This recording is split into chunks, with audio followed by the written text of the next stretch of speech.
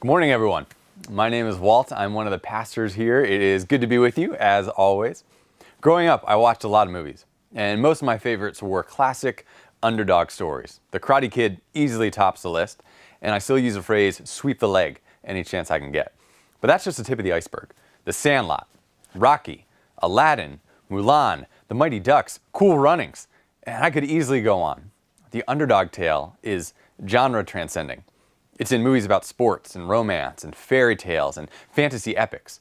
For many of us, there are fewer things more satisfying than seeing a scrappy upstart overcome the odds and take down the opposition, especially when there's a training montage involved. The best.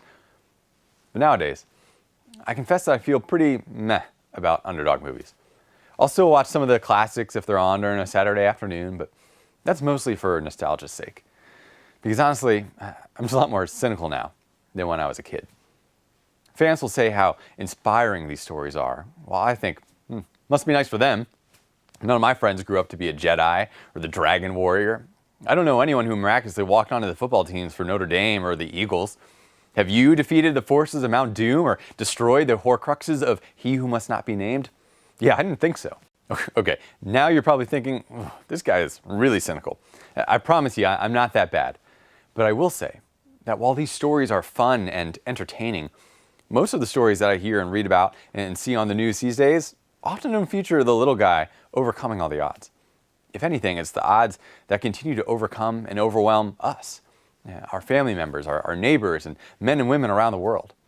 Harry might take out Voldemort in the movies, but in real life it feels like evil gets a lot of the wins.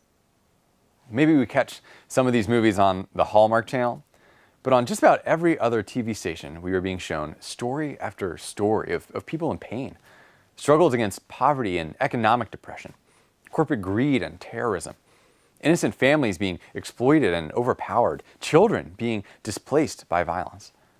It often seems like evil is just advancing unhindered. Where's the snappy punchline? More importantly, where's the hope? Is there going to be anything good about these stories, or will it just be bad and heartbreakingly sad all the way through? It would be nice if these stories stopped once we turned off the TV, but we know that's not true. We feel the effects of evil and injustice on a regular, if not daily basis. We are unfairly or even unjustly terminated from our job, or denied our funding, or removed from an important project.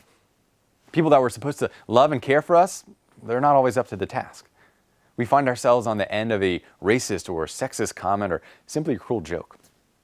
Perhaps we've been betrayed or derided or excluded by someone that we thought was a close friend. Or maybe we have spent decades under the withering criticism of a disappointed parent. We don't feel like the lovable, tenacious underdogs from the movies. Maybe we feel more like stray dogs, unwanted, unloved, unimportant. We're people who have been damaged, and we bear the scars of wounds that we've been dealt. This could be visible marks for some, but all of us have these internal marks that come from being taken advantage of and looked down upon, betrayed, verbally bashed, or ignored. And so when we hear these stories of these saints and amazing individuals, we may think to ourselves, must be nice for them. God used them for something incredible, but that's just them. That'll never be me. There's just too much junk and pain and messed upness in my life to dig out from under.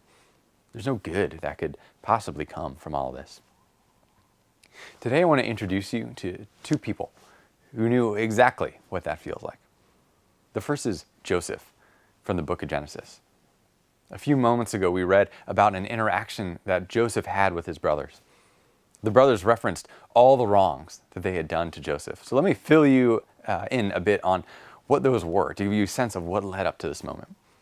Joseph was one of 12 brothers, the second youngest, and he was especially loved by his father, Israel, not the nation. His name actually was Israel.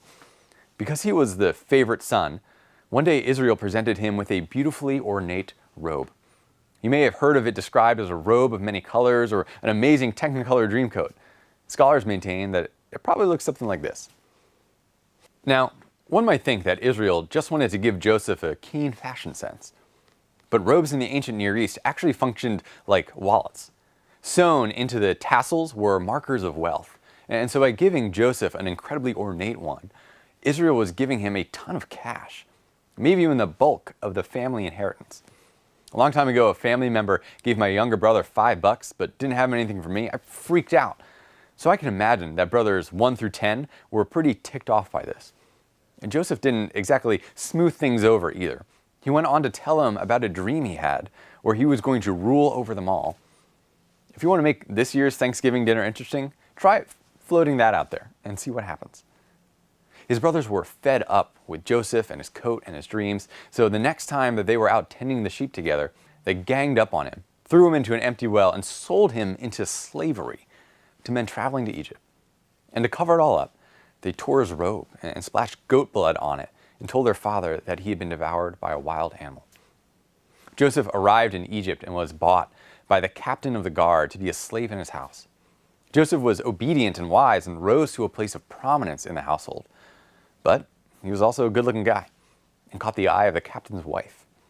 She commanded Joseph to sleep with her, but when he refused, she screamed that he was trying to force himself upon her, and Joseph was thrown into prison. Things had been going so well for Joseph.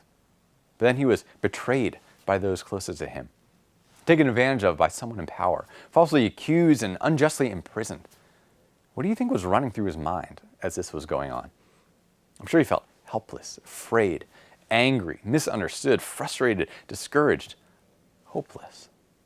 He had a vision for his life, but because of the evil actions of his brother, it seemed pretty unlikely that that was ever going to be a reality. Do you resonate with Joseph's experience at all? Can you point to people or events that have changed your life, and not in a good way? Everything was going great, but then you or a loved one got a call from the doctor with news of a diagnosis, and suddenly everything was different. You were head over heels for someone and thought that they felt the same way about you, but then they walked away or betrayed your trust. You have great ambitions for your studies and career, but find yourself consistently passed over for opportunities because of your ethnicity or gender. A financial crisis strikes. Your housing or health insurance falls through. And you wonder, where is God in all of this? He's hanging me out to dry here. And even if he were here, could he actually do anything about this? Because this is pretty terrible, pretty overwhelming, pretty final. You wouldn't be the only person besides Joseph to have felt that way. And the second person I want to introduce you to has a story that's not all that unlike Joseph. Her name is Isabella. She was born in 1797 in Ulster County, New York, which is just 200 miles from here. And she was born into slavery. Often we associate slavery with southern plantations, but there is a strong slave presence in the North leading up to the Civil War. When her original owner died, she was separated from her family and sold to another owner at the age of 9. The cost of the separation and enslavement? $100. She would later say, now the war began. In this new home, she suffered regular physical abuse in addition to the manual demands of slavery. And then after 3 years, her owners sold her to another family, friends of theirs from church. Things went from bad to worse. Like many of that time, this family worshiped on Sunday but ignored biblical prohibitions around forced labor and the separation of families and abuse. Isabella continued to receive regular beatings, only they were way more intense than what she had previously endured. She was also subject to sexual abuse at the hands of her masters. Again, she was 12 years old. As the years went on and she proved herself to be a faithful and dependable servant, she was promised a cottage, even freedom. All she had to do was just a little more work. Unsurprisingly, those promises never came true. Eventually, her slaveholder told her that he would set her free 1 year before the Emancipation Act was activated in 1827. But when the appointed day came around, he told her that she would not be freed. Her hand had become diseased, and he said it limited her usefulness and profitability. So over the next months, she spun 100 pounds of wool, largely with one hand, and then declared to herself that she was free of anything she might have owed him, and she escaped the next morning. Isabella didn't get particularly far before she was taken in by a family, also Christian. This family had compassion on her and paid her old master a small fee so she could stay with them. But as time went on, she became anxious about her freedom. She began to wonder if she would be better off back with her old master. Life was hard, but at least it was familiar. There was so much unknown out in the world. So she readied herself to return. But before she could even leave the front yard, she was suddenly filled with an overwhelming sense of the presence of God. She said, in the twinkling of an eye, he was all over. There was no place where God was not. You should know that until this point, Isabella wasn't particularly religious. She had some vague notions of God from her mother and would occasionally pray from time to time, but now she was experiencing something new. She stayed home, and that evening she prayed, I know you, and yet I don't know you. And as she sat in that moment, she began to sense that it was Jesus. Jesus who was with her, who was driving out her fear, and who was bringing her a deep, profound sense of peace. Yes, it is Jesus, she exclaimed, and her life would never be the same. Fueled by this newfound love and joy, Isabella made her way to New York City to be a part of the revival movements taking place in the mid-19th century. She connected with other Christians who were also passionate about women's rights and abolition. And suddenly she found herself with a platform to speak about her experiences and God's faithfulness to her. She became known for having a powerful preaching voice full of conviction and wisdom. And it was during this season that she took on a name that reflected her new identity as a free woman and minister of the gospel, Sojourner Truth. She famously remarked, "The Spirit calls me, and I must go." So as a sojourner, she set out from New York to the surrounding area, up to Connecticut and Massachusetts, preaching the truth of God's power and the dignity of all his creation. She became one of the leading voices in the feminist and abolitionist movements of the day. Sojourner came to Northampton, Mass., just down the road, in 1844, where she partnered with abolitionists William Lloyd Garrison and Frederick Douglass. Today, she is remembered as one of, if not the most important women activists in our nation's history. It is an amazing story, to be sure. But as remarkable as it is it just another underdog story of overcoming the odds, which is cool to hear on a Sunday, but doesn't make all that much difference for us come Monday. I mean, she went from being born into slavery in rural New York to making the Smithsonian's list of 100 most significant Americans of all time. It's incredible, but perhaps just too extraordinary, too impossible for us. I can see why it would be easy for someone to think like that, but I actually think that Sojourner's story offers us something much more profound than an inspiring tale. It's emblematic of a deeper hope, a deeper reality than we often consider, especially as we feel overwhelmed by our own experiences. And it is a reality that Joseph helps us grasp in his own story. We left Joseph while he was still imprisoned after his master's wife made false accusations about him. But that wasn't the end of his story. We read that in that place, God was with him.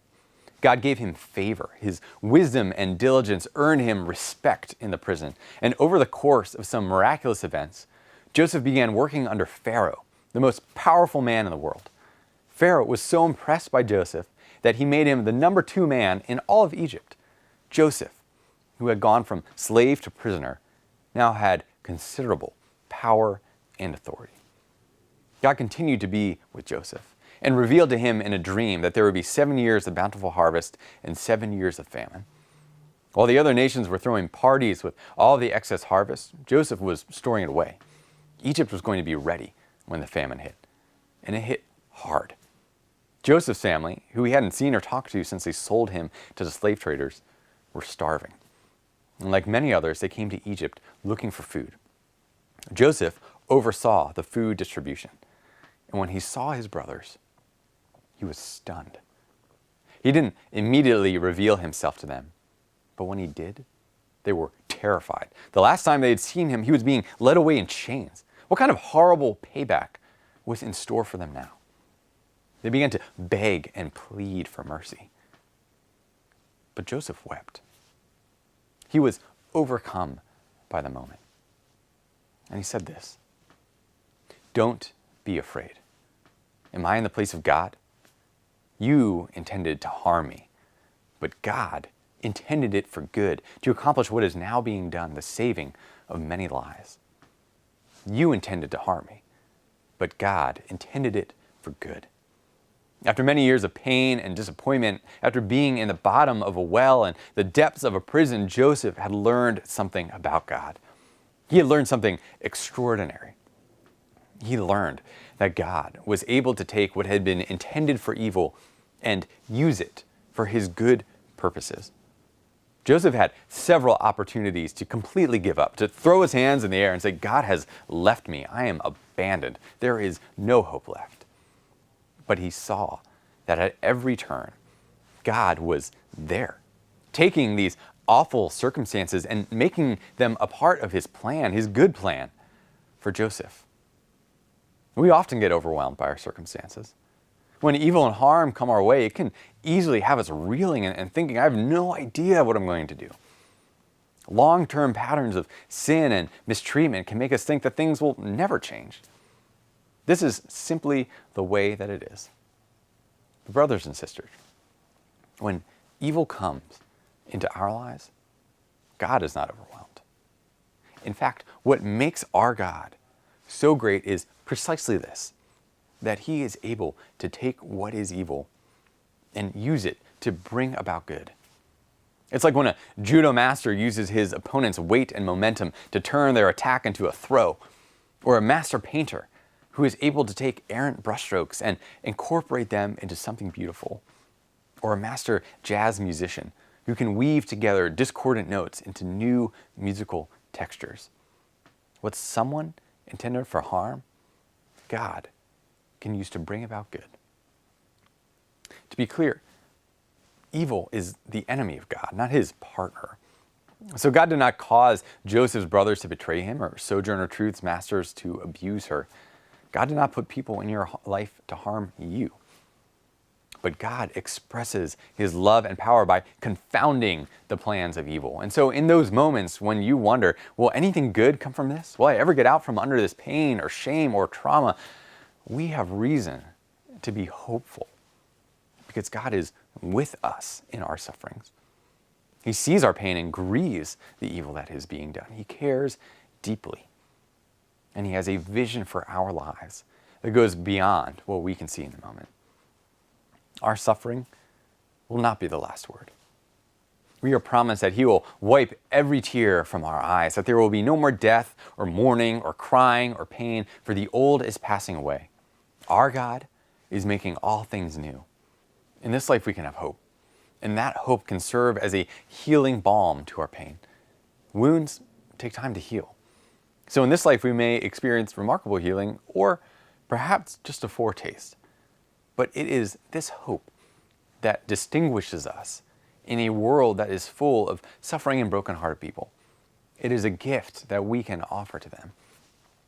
One of my favorite scenes from the life of Sojourner came in 1852. She was attending a conference in Ohio along with Frederick Douglass, who was speaking. Douglass was at a low point in his work.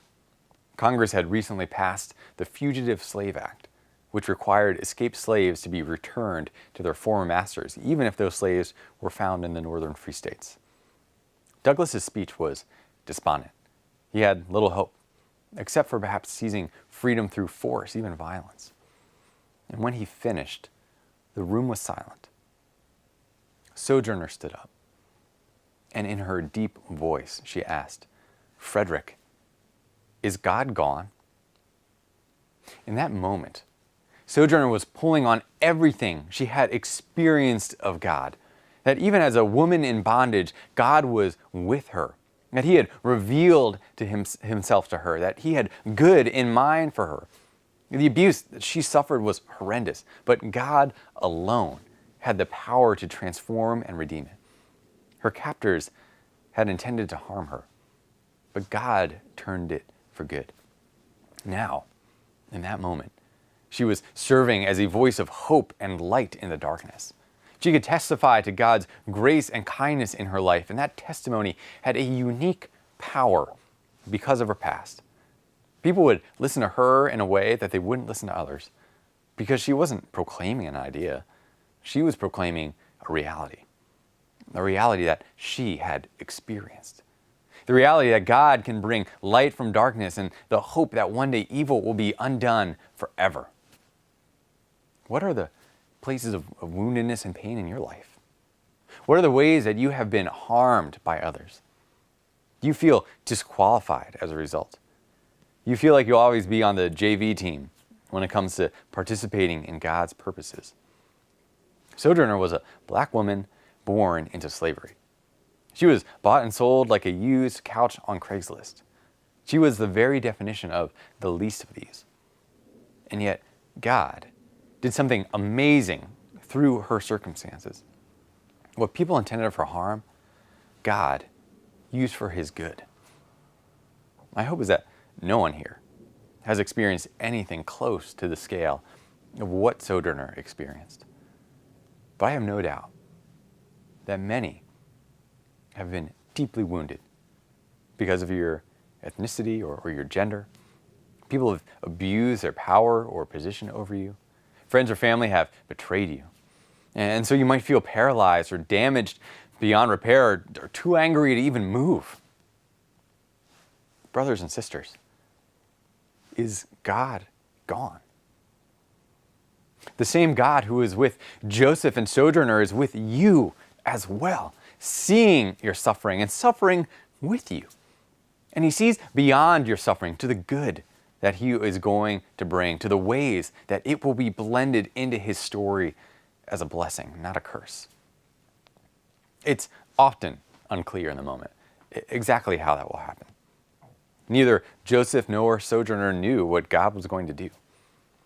But what they shared in common was an awareness of and dependence upon the presence of God. They clung to Him in the midst of their circumstance and trusted that He would be faithful. They risked that God would somehow show up, even when they couldn't see how. That is way easier said than done. Several years ago, I was caught up in one of the worst conflicts of my life.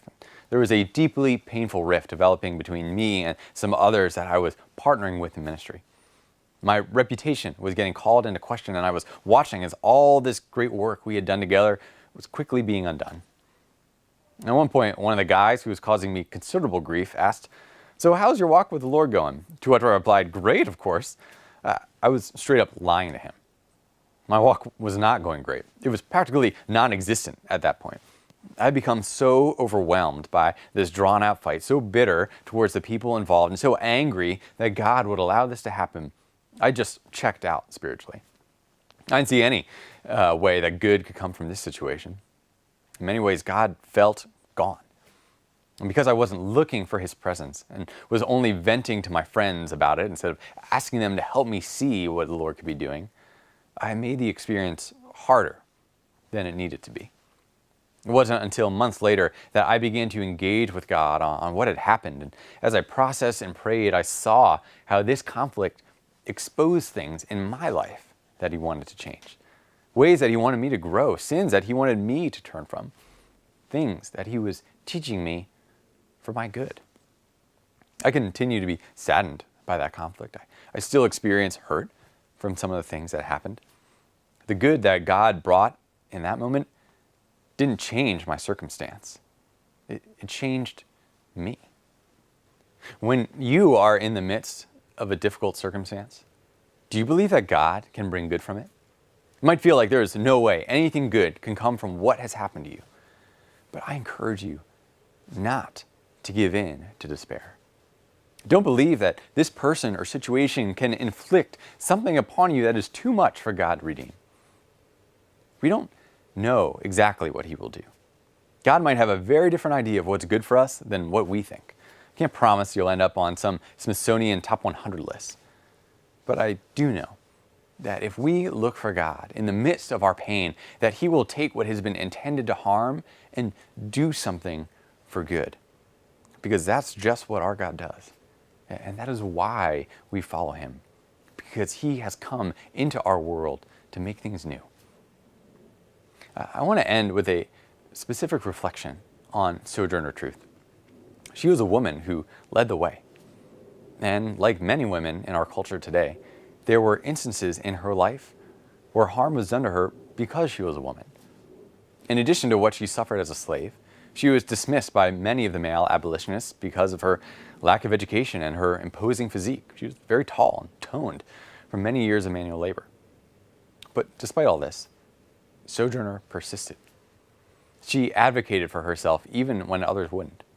At a women's rights convention, she even said, "And how came Jesus into the world? Through God who created him and the woman who bore him. Man, what was your part?" I believe that one of the main ways God brings good out of evil is through his people. In time, he put partners around Sojourner who valued her voice and affirmed her call, gave her a platform, and learned from her witness. And when it comes to recognizing the role of women in advancing the gospel today, similar things need to happen for their narrative to move from harm to good. For a long time, I saw my main responsibility to women was just not to be a creep, not to be that guy, to make sure that women around me felt safe. And while that's a great place to start, it's a totally insufficient place to end. Because I realized that while I wasn't threatening women, I wasn't recognizing their significance either. I wasn't asking for wisdom from the remarkable women around me. I wasn't actively seeking out women colleagues to collaborate with or inviting their feedback and input. I wasn't reading women thinkers or studying women theologians. And so I was missing out. I was missing out on their incredible insights, their gifts, their passion, their faithfulness. It wasn't enough that the women around me knew I wasn't going to hit on them. They needed to know that when I asked their opinion, I was actually going to listen to it.